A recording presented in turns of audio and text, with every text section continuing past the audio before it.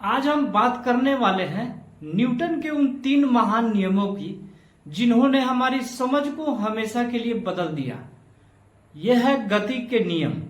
ये नियम केवल विज्ञान के लिए ही नहीं बल्कि हमारे रोजमर्रा के जीवन के लिए भी बेहद जरूरी है। तो चलिए शुरू करते हैं। न्यूटन का पहला नियम। न्यूटन का पहला नियम कहता है कि कोई भी वस्तु अगर वह स्थिर है तो स्थिर ही रहेगी और अगर गति में है तो वह सीधी रेखा में समान वेग से चलती रहेगी जब तक कि उस पर कोई बाहरी बल न लगाया जाए।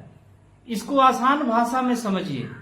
कोई चीज अपने हालात बदलना नहीं चाहती। अगर गेंद जमीन पर रखी है तो वो खुद से नहीं हिलेगी। अगर कार चल रही है और ब्रेक न लगे तो वो हमेशा चलती रहेगी। उदाहरण के लिए जब बस अचानक रुकती है तो यात्री आगे की तरफ झुक जाते हैं। ऐसा इसलिए होता है क्योंकि हमारा शरीर जड़त्व की वजह से उसी गति में रहना चाहता है। न्यूटन का दूसरा नियम कहता है कि किसी वस्तु पर लगने वाला बल उस वस्तु के द्रव्यमान और उसके त्वरण के गुणनफल के बराबर होता है।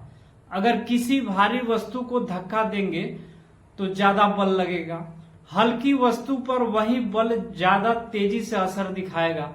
उदाहरण के लिए क्रिकेट में जब गेंदबाज गेंद फेंकता है तो तेज स्पीड देने के लिए उसे ज्यादा बल लगाना पड़ता है।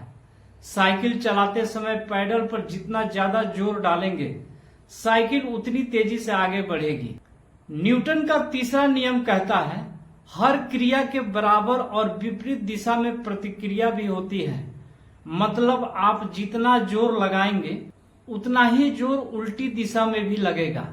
उदाहरण के लिए जब हम जमीन पर पैर मारकर कूदते हैं तो जमीन हमें ऊपर की तरफ धकेलती है। रॉकेट जब लॉन्च होता है तो नीचे की ओर गैस ज्यादा निकलता है और उतनी ही ताकत से रॉकेट ऊपर उठता है। तो दोस्तों ये थे न्यूटन के गति के 3 नियम। जड़त्व का नियम, बल और त्वरण का नियम, क्रिया और प्रतिक्रिया का नियम। ये नियम हमें सिखाता है कि गति कैसे काम करती है और हर छोटी बड़ी चीज के पीछे विज्ञान कैसे जुड़ा हुआ है। अगर आपको वीडियो अच्छा लगा हो तो लाइक, शेयर और सब्सक्राइब जरूर करें। मिलते हैं अगली वीडियो में, तब तक के लिए धन्यवाद।